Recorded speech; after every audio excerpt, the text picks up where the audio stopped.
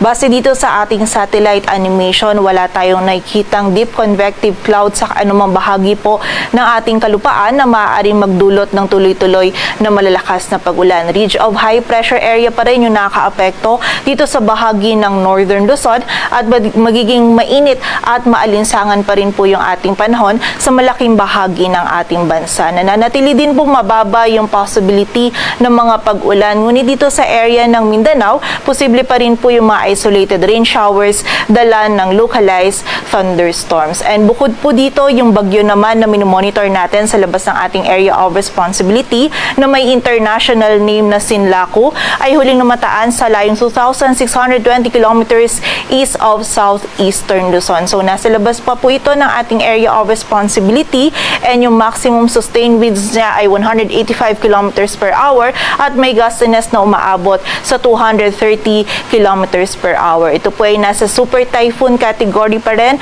at kumikilos pa west-northwestward sa bilis na 10 kilometers per hour. Base din po sa ating latest analysis ay mas bumababa pa yung tsansa nito na pumasok sa loob ng ating area of responsibility and wala rin po itong epekto sa anumang bahagi ng ating bansa.